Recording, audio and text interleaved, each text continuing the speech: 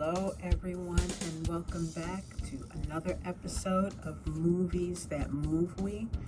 Before we get started today, of course, we have to recognize our sponsors. So, Erbi, Worldwide Entertainment, they are just that, worldwide. For all of your DJing and party needs, check them out on YouTube. Not on YouTube. Why am I saying YouTube? Facebook. They're on Facebook. I don't think they have a YouTube page, but they do have merch. So go through their Facebook page, see videos, pictures of some of their previous events, and get some merch. Get some merch. Share Dazzle Salon of Chesapeake, Virginia. Now, Nicole's not here, but normally they keep her hair looking fab. Mine is, I need to go see my hairdresser. Let's just, and move on. Okay, but Share Dazzle Salon, check them out if you are in the area. And finally, Color You Cosmetics. They keep her face, Nicole's face that is, looking fab. They have an entire makeup line. You can go to them to have your makeup done, or they can teach you how to do your makeup if you're kind of, a beginner like myself. So check them out. Color You Cosmetics, they have locations in Virginia as well as Georgia. Okay, so what are we talking about today? Today's film is gonna sound familiar because it's a remake. The Sweet Blood of Jesus is today's film, and it's a remake, pretty much reimagining, update of Ganja Hess, which we discussed several months ago. Spike Lee wrote, along with Bill Gunn. Keep getting Bill Nunn and Gunn. Bill Gunn wrote the original. Spike Lee and Bill Gunn technically rewrote this. What are some of the differences? Well, first of all, this felt like a more straightforward story. So I don't know if you remember what I explained about how this film even came to be. Ganja Hess, that is. This was at the start of blaxploitation. Ganja Hess was done in 1973, and Bill was approached by a production company and said, listen, we want you to do a black vampire film. Okay, he didn't really want to do it, but representation is important, so he went ahead and did it, and he made the theme.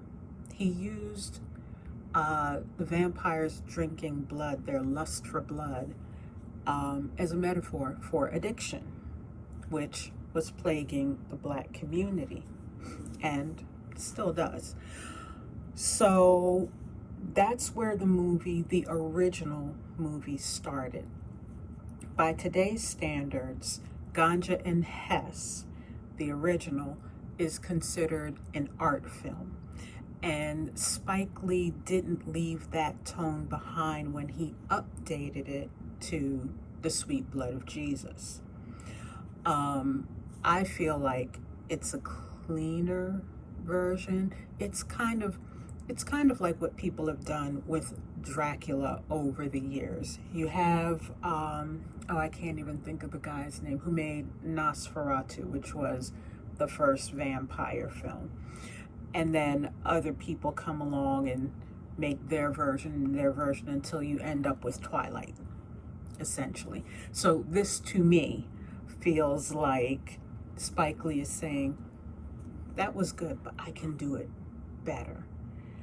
And I think he did.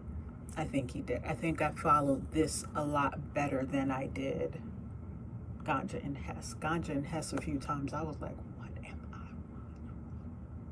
What is going on? this simplified it. So, what's the basic story of between Ganja and Hess? Those are the two characters.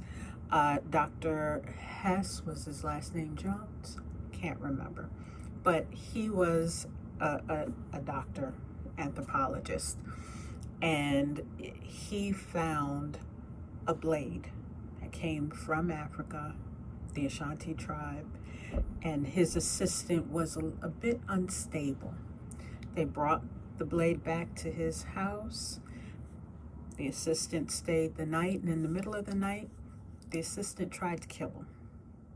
Yeah, it went like that. Just get right into it. And so the assistant did manage to stab him with this blade, which was impregnated with vampire blood. And so guess what happened to Hess? He turned into a vampire. Turnabout is good play. Hess was thirsty / hungry. Guess who got? And this is how the story begins. There are several times the story takes place between Martha's Vineyard, New Jersey, New York. And so you'll see them moving back. He's a very wealthy man. He has more than one property.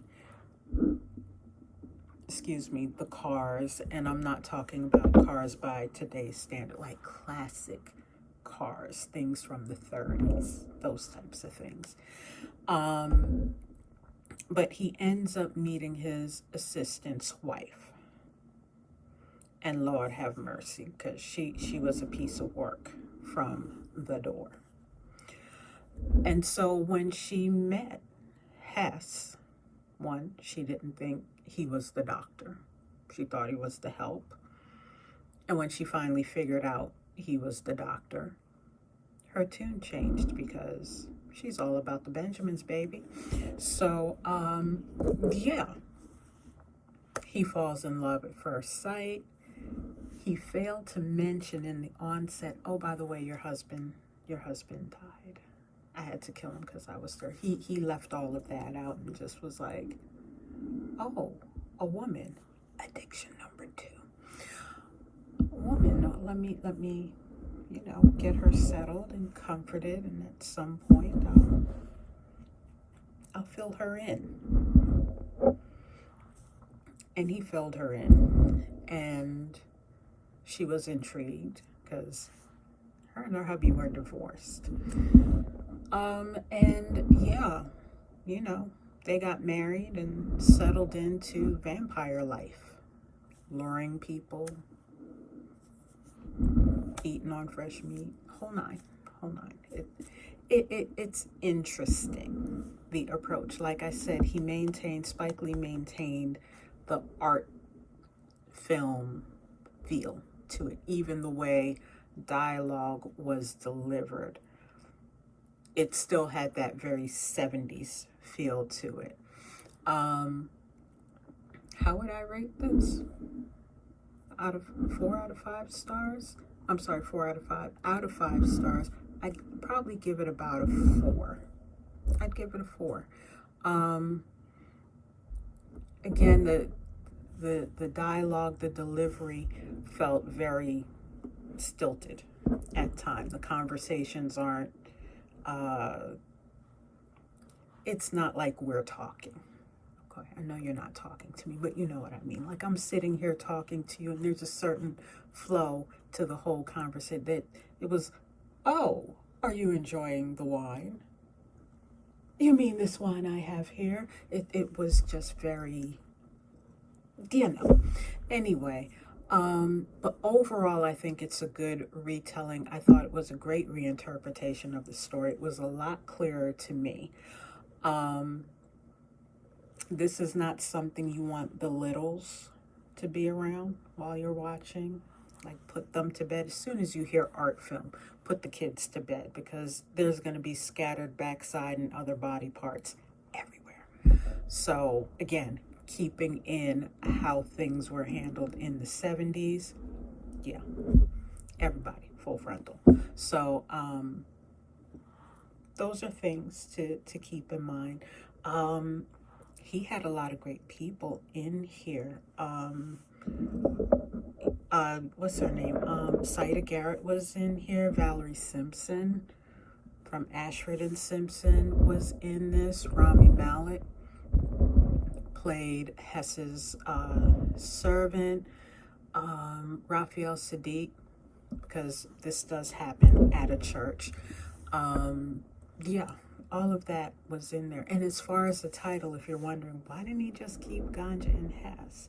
He could have, but he had to bring that religious element in because, you know, a cross will kill a vampire. So redemption, letting go of addictions, you gotta have a path to walk in order to make that happen. So that element is definitely in there. And, you know, religious text is also used as well to explain certain things that are happening. So pay attention if and as you are watching it. You can find this. I went ahead and rented it from iTunes. So if you have iTunes, Apple TV, rent it there. I believe you can rent it on IMDb. I think that's it. IMDb. Check them out as well. But overall, it's a good movie. If you want to contrast and compare between the two, fun thing to do with your afternoon. Did this feel like a horror movie to me? No. There wasn't anything to scare me. Could it have been a sequel? Yeah. Did people turn up missing?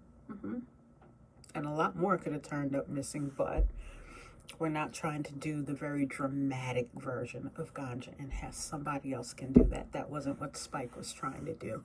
And I think if anyone attempted to make the movie more modern day, it would take away from the message about addiction. And it also points out that not everyone is ready to let go of their addiction. So, anyhow, I will leave you with that for today. If you have seen The Sweet Blood of Jesus, leave some comments down below. Tell me what you thought about it. Tell me what you thought about it in comparison to Ganja and Hess, both great movies. And that is all I have for you today.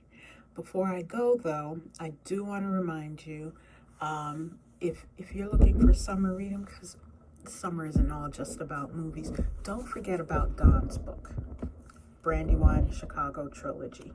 3 stories, 1 book. Check it out here, available on Amazon. Ask for it at your local bookstore. They will get you a copy.